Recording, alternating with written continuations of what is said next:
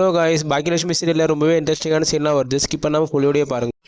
இங்க பாக்கியோட வீட்டுக்கு எப்பவும் போல வேலைக்கு வந்துட்டு இருக்க செல்வியும் ராதிகா வீட்டு வாசல்ல ஒரு வேனுமே பொருள் ஏத்திட்டு இருக்கிறத பார்த்துட்டு பயங்கரமா ஷாக் ஆகுறாங்க.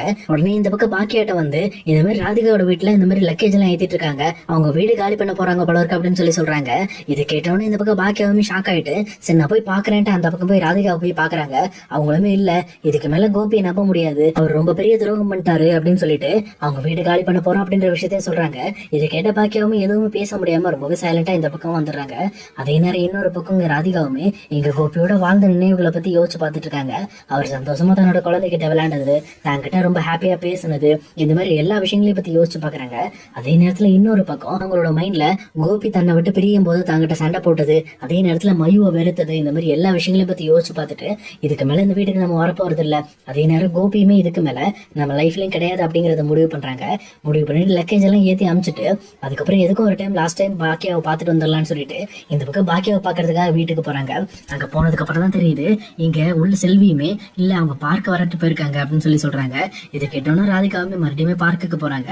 அங்க போனோன்னு இங்க பாக்கியாவுமே ரொம்பவே சேடா உட்காந்து அவங்களுக்கு நடந்த விஷயம் அதே நேரத்துல இந்த ராதிகாக்கு நடந்துட்டு இருக்க விஷயம் எல்லாத்தையுமே கம்பேர் பண்ணி பார்த்து ரொம்பவே வருத்தப்பட்டு இருக்காங்க. இன்னொரு பக்கம் இதை பார்த்துட்டு இருக்க ராதிகாவுமே எனக்காக நீங்க வருத்தப்படாதீங்க பாக்கியா, கண்டிப்பா நான் எடுத்த முடிவுல ரொம்பவே ஸ்ட்ராங்கா இருக்கேன் அப்படின்னு சொல்றாங்க. இதை கேட்ட பாக்கியாவுமே இல்ல ராதிகா நீங்க கொஞ்சம் அவசரப்படுறீங்களோன்னு தோணுது, கோபி கண்டிப்பா எங்க வீட்டுல இருக்க மாட்டாரு, கண்டிப்பா இன்னும் கொஞ்ச நாள் உங்க வீட்டுக்கு வந்துருவாரு அப்படின்னு சொல்றாங்க.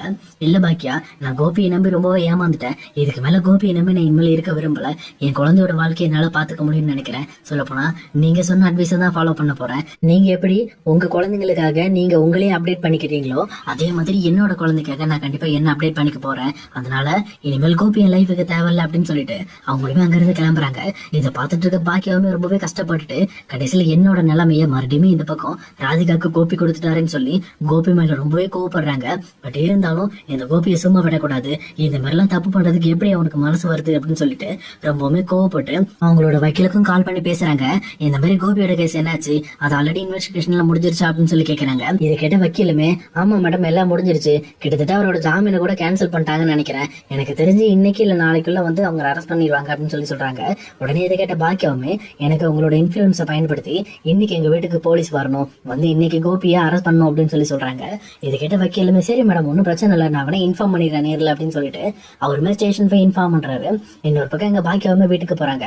அதே நேரத்துல இங்க கோபி இனியா அதே நேரம் செலியன் இன்னொரு பக்கம் ஈஸ்வரி இவங்க எல்லாருமே கோயில்ல இருந்து சாமி கும்பிட்டுட்டு வந்துட்டு இப்போ போல ரொம்ப ஹாப்பியா சிரிச்சு பேசி விளையாண்டுகிட்டு இருக்காங்க. கரெக்டா வீட்டுக்குள்ள என்டர் ஆகும் போது பாக்கியா இந்த பக்கம் கோபியை முறைச்சுக்கிட்டே பாக்குறாங்க. பார்த்தது மட்டும் இல்லாம அவங்க அந்த விஷயத்துல கலந்துக்காம டேரக்டா கிச்சனுக்கு போயிடுறாங்க. இந்த பக்கம் கோபிக்குமே ஏதோ வந்து கொஞ்சம் முரண்பாடா இருக்கு, என்ன இது பாக்கியா வந்தோன்னு என்ன முறைச்சாங்க, ரொம்ப கோபத்தோட அங்க கிச்சனுக்கு போறாங்க, ஏதோ பிரச்சனையா இருக்குமா அப்படின்னு சொல்லி பாக்கியா பத்தி யோசிக்க ஆரம்பிக்கிறாங்க. ஆனா எப்பவும் போல ஈஸ்வரியுமே இங்க கோபி கிட்ட ரொம்பவே சந்தோஷமா சிரிச்சு பேசிக்கிட்டு விளையாண்டுட்டு இருக்காங்க. அதே நேரத்துல இங்க கோபிக்குமே மனசு இருக்க முடியாம பேசாம நம்ம பாக்கியாட்ட என்ன பிரச்சனைன்னு சொல்லி கேட்டுருவோமே அப்படின்னு சொல்லிட்டு இந்த பக்கம் கிச்சனுக்கு போறாரு. போயிட்டு பாக்கியா உனக்கு ஏதாவது பிரச்சனையா, ஏதாவது ரெஸ்டாரண்ட் தான் ப்ராப்ளமா, எதுக்காக நீ ரொம்ப டல்லா இருக்க அப்படின்னு சொல்லி கேக்குறாங்க. உடனே இந்த பக்கம் கோபியை பார்த்து பாக்கியாவுமே ஓ என்னோட பிரச்சனையை உங்களால தீர்க்க முடியுமா அப்படின்னு சொல்லி கேக்குறாங்க. உடனே கோபியுமே ஆமா கண்டிப்பா என்னால முடியும், என்னால முடிஞ்ச அளவுக்கு நான் ட்ரை பண்ண முடியும் அப்படின்னு சொல்றாங்க. அது ஒன்றும் பிரச்சனை இல்லை, நீங்க இந்த வீட்டை விட்டு வெளியில போகணும், ஆனா அதுக்கு ஏதாவது வாய்ப்பு இருக்கா அப்படின்னு சொல்லி கேட்கறாங்க. உடனே இதை கேட்ட ஈஸ்வரியுமே வேக வேகமா இந்த பக்கம் பாக்கியாட்ட வந்துட்டு என்ன பாக்கியா மறுபடியுமே பழைய கதையை திரும்பி ஆரம்பிக்கிறியா, என் பையன் இந்த வீட்டை விட்டு போக மாட்டேன்னு சொல்லி அங்க சாமி முன்னாடி வச்சு என்கிட்ட சத்தியம் பண்ணி கொடுத்துருக்கான், அதனால எந்த ஒரு காரணத்து கொண்டும் அவன் என்னை விட்டு பிரிஞ்சு போக மாட்டான் அப்படின்னு சொல்றாங்க.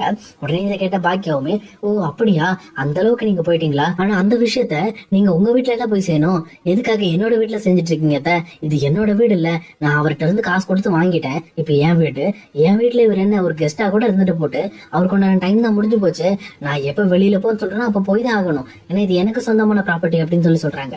இதை கேட்டோன்னே எங்க கோபியுமே எனக்கு கொஞ்சம் உடம்பு சரியில்லை அப்படிங்கறதுனாலதான் பாக்கியா நான் இங்க இருக்கேன், இல்லைன்னா கண்டிப்பா இந்த இடத்துல இருக்க மாட்டேன், நான் கிளம்பிருப்பேன் அப்படின்னு சொல்றாங்க. ஆனா அதே நேரத்துல இன்னொரு பக்கம் பாக்கியாவுமே அப்படியா நீங்க ரொம்ப நல்லா தானே இருக்கீங்க, என்ன உங்களுக்கு பிரச்சனை இருக்கு, ஆல்ரெடி இப்ப குலதெய்வ கோயில் வரைக்கும் போயிட்டு வந்திருக்கீங்க, இருக்கீங்க, இவ்வளவு தூரம் டிராவல் பண்ணி உங்களுக்கு ஒன்றும் ஆகல, அப்ப நல்லா தானே இருக்கீங்க, அப்புறம் எதுக்காக மறுபடியும் என் வீட்லயே இருக்கீங்க அப்படின்னு சொல்லி பயங்கரமா கோவமா பேச ஆரம்பிக்கிறாங்க. அப்ப ஈஸ்வரியுமே, இங்க பாரு பாக்கியா, நீ பேசுறது எதுவும் சரியில்லை, தேவையில்லாம நீ பண்ணிக்கிட்டு இருக்க, இந்த மாதிரிலாம் பண்ணாது அப்படின்னு சொல்லிட்டு அவங்களுமே இங்க பாக்கியாவை ஆன் பண்றாங்க. அப்ப கரெக்டா பாக்கியாவுமே அவங்க வீட்டு வாசலை எட்டி பார்க்கும்போது கரெக்டா அந்த வாசல்லையுமே 3 போலீஸ் வந்து நிக்கிறாங்க. இதை பார்த்தா இங்க பாக்கியாவுமே, சார் வாங்க வாங்க, உங்களை தான் எதிர்பார்த்துக்கிட்டு இருந்தேன் அப்படின்னு சொல்லிட்டு இந்த 3 போலீஸ்காரங்களையும் உள்ள கூப்பிடுறாங்க. இன்னொரு பக்கம் எங்க கோபிக்கு பயங்கரமா பயமாயிட்டு இருக்கு. அதே நேரம் ஈஸ்வரியுமே கொஞ்சம் ஸ்டன் ஆகி போய் நிக்கிறாங்க. அப்ப பாக்கியாவுமே, சார் நீங்க எதுக்காக வந்திருக்கீங்க அப்படின்னு சொல்லி கேட்கிறப்போ, ஒண்ணும் இல்ல மேடம், உங்களோட கேஸ் வந்து நாளைக்கு கோர்ட்டுக்கு வரப்போகுது, அது மட்டும் இல்லாம அந்த கேஸ்க்காக நீங்க கோர்ட்ல ஆஜராகணும், நீங்க வந்து நாளைக்கு டைரக்டா கோர்ட்டுக்கு வந்துருங்க. அதே நேரம் இந்த கோபின்றவரை நாங்க கைது பண்ணதான் வந்தோம், அவர் இந்த ஏரியால எந்த வீடுன்னு மட்டும் எனக்கு காட்டுங்க அப்படின்னு சொல்லி சொல்றாங்க.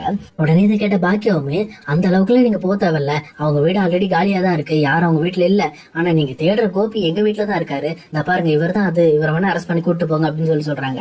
இதை கேட்டோம் அந்த போலீஸ்மே கோபி பக்கத்துல வராங்க. உடனே இதை பார்த்துட்டு இருக்க ஈஸ்வரியுமே, என்ன பாக்கியா இது, நான் ஏற்கனவே உங்ககிட்ட சொன்னல என் பையன் மேல இருக்க கேஸை வாபஸ் வாங்கன்னு சொன்னல, அப்புறம் எதுக்காக மறுபடியும் அந்த கேஸை வச்சு இப்ப அவனை கோர்ட்டுக்கு வர இழுத்துட்டு போறேன், அவன் ஏற்கனவே உடம்பு சரியில்லாம இருக்கான், அவனுக்கு எதாவது ஆயிடுச்சுன்னா நீ தான் பொறுப்பு அப்படின்னு சொல்லி சொல்றாங்க. உடனே இதை கேட்ட பாக்கியாவுமே, என்ன ஆனாலும் நான் பொறுப்பு கிடையாது, நீங்க தான் பொறுப்பு, ஏன்னா அவரை சரி பண்ணி அவங்க வீட்டுல கொண்டு போய் விட்டுருக்கணும், நீங்க என்ன பண்ணீங்க, உங்க வீட்டுக்கு உங்க பையன் அப்படின்னு சொல்லி என் வீட்டுக்கு கூட்டிட்டு வந்துட்டீங்க, ஆனா இது எவ்வளவு பெரிய தப்பு தெரியுமா, அது மட்டும் இல்லாம என்ன கேஸ் வாபஸ் வாங்க சொல்றதுக்கு உங்களுக்கு என்ன உரிமை இருக்கு, அது என்னோட ரைட்ஸ், ஏன்னா அவர் அந்த அளவுக்கு சின்ன தப்பு ஒண்ணும் பண்ணல, அவர் பெரிய தப்பு பண்ணிருக்காரு, அவர் பண்ண தப்புக்கு அவர் கண்டிப்பா உள்ள இருந்து அனுபவிச்சாதான் அவருக்கு புத்தி வரும் அப்படின்னு சொல்லி சொல்றாங்க.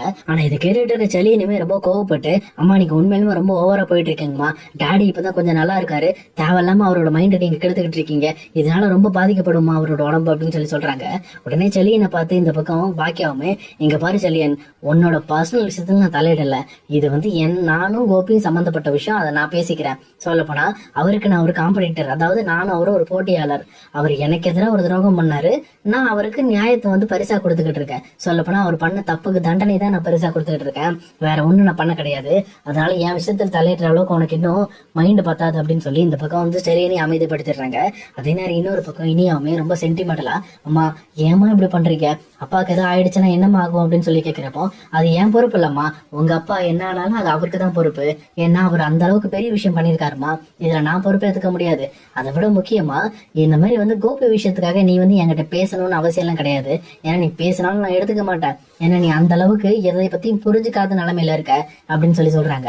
அப்ப ஈஸ்வரியுமே இருந்துகிட்டு, இங்க பாரு பாக்கியா, என் பையன் ரொம்ப நாள் ரொம்ப கஷ்டப்பட்டுட்டான் அந்த ராதிகா கிட்ட, இப்பதான் அதுல இருந்து வெளியில வந்திருக்கான், அவன் நல்லவனா வாழ்றதுக்கு அவனுக்கு ஒரு வாய்ப்பு கொடு, தயவு செஞ்சு இப்படி பண்ணிடாத அப்படின்னு சொல்லி ரொம்பவே வந்து கன்வின்சிங்கா பேசிட்டு இருக்காங்க. அப்ப பாக்கியாவுமே இந்த கோபியை பார்த்து, என்ன கோபி நீங்க உண்மையுமே நல்லவனா மாறிட்டீங்களா அப்படின்னு சொல்லி கேட்கறாங்க. உடனே கோபியுமே, கண்டிப்பா இதுக்கு மேல வந்து உனக்கு எதிரான எந்த ஒரு தப்பும் நான் பண்ண மாட்டேன், அதே நேரத்துல உனக்கு எதிராக எந்த ஒரு துரோகமும் நான் பண்ண மாட்டேன், ஏன்னா நான் உணர்ந்துட்டு அந்த தப்பை அப்படின்னு சொல்லி சொல்றாங்க. இதை கிட்டவனுங்க பாக்கியாவுமே பயங்கரமா கை தட்டிட்டு, பரவாயில்ல அவர் எல்லா தப்பையும் உணர்ந்துட்டாரு, சரி சார் இப்ப நீங்க அவர் அரெஸ்ட் பண்ணிக்கங்க, ஏன்னா அவர் பண்ண தப்புக்கு அவர் தண்டனை அனுபவிச்சாருன்னா எல்லாம் சரியா போயிடும், அவர் தான் நல்லவராச்சு, அதனால இந்த விஷயத்த அவர் சந்தோஷமா ஏத்துக்குவாருன்னு சொல்லி சொல்றாங்க. இது கிட்டவனுங்க கோபிக்குமே புரிஞ்சிருது, இதை விட்டா வேற வழி கிடையாது, நம்ம போய் தான் ஆகணும்னு சொல்லிட்டு இந்த பக்கம் கோபியுமே போலீஸ் கூட போற தயாராகிறாரு. ஆனா போகிறதுக்கு கொஞ்ச நேரத்துக்கு முன்னாடி பாக்கியாவை பார்த்து, இங்க பாரு பாக்கியா, நான் உனக்கு பண்ண விஷயத்துக்குலாம் என்ன மன்னிச்சிரு, நான் என்னோட மைண்ட்ல புத்தி இல்லாம இப்படி பண்ணிட்டேன், உண்மையை சொல்ல போனா நான் வந்து உன்னை இந்த மாதிரி துரோகம் பண்ணி உன்னை கஷ்டப்படுத்திருக்க கூடாது, இதெல்லாம் என்னோட தப்பு தான், உன் கூட போட்டி போடுறதா நினைச்சு உன்னை அழிக்கணும்னு முடிவு பண்ணிட்டேன், அதனாலதான் இப்ப நான் அனுபவிக்க போறேன், அது மட்டும் இல்லாம இதை வந்து நான் வந்து எதிர்க்கல, நான் இதை ஏத்துக்கிறேன், நான் பண்ண தப்புக்கு இதை தண்டனையா நான் ஏத்துக்கிறேன், அதே நேரம் நீ ராதிகாவை மட்டும் பார்த்த அப்படின்னா அவளை நான் அவகிட்ட ரொம்ப மன்னிப்பு கேட்டேன்னு சொல்ல போனா அவளையும் மையவையும் ரொம்ப ஹர்ட் பண்ணிட்டேன், அதனால தயவு செஞ்சு அவங்க கிட்ட நான் சொன்னேன்னு மட்டும் இதை மட்டும் சொல்லிடு அப்படின்னு சொல்லி சொல்றாங்க. இதை கேட்ட பாக்கியாவுமே எதுவுமே பேசாம சைலண்டா நின்னுட்டு இருக்காங்க.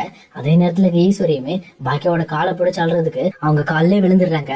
அதே நேரத்துல இன்னொரு பக்கம் இதை பார்த்துட்டு இருக்க பாக்கியாவுமே, இங்க பாருங்க அத்தை, நீங்க என்னதான் காலில் விழுந்தாலும் இதுல வந்து நான் கோபியோட தண்டனையை மாத்துவேன்னு மட்டும் நினைக்காதீங்க, அவர் பண்ண தப்புக்கு தண்டனை கிடைச்சே ஆகணும், அதே நேரம் உங்க மனசுல இன்னொரு ஐடியா இருக்குங்கிறது எனக்கு நல்லா தெளிவா புரியுது, கோபி என்னையும் நீங்க சேர்க்க போராடுறீங்க, ஆனா அது நடக்க வாய்ப்பே கிடையாது, என் லைஃப்ல ஒரு டைம் கோபி என்னை விட்டு பிரிஞ்சுட்டாரு, அதோட என் லைஃப் முடிஞ்சிச்சு, இதுக்கப்புறம் அந்த லைஃப்குள்ள வேற யாரும் வரமாட்டாங்க, வேற யாரையும் நான் வர விட மாட்டேன், அது கோபியா இருந்தாலும் சரிதான் அப்படின்னு சொல்லிட்டு இங்க பாக்கியாவும் கட்டன் டேட்டா பேசிட்டு அவங்களுமே டேட்டா கிச்சனை பார்த்து உள்ள போயிட்டு இருக்காங்க.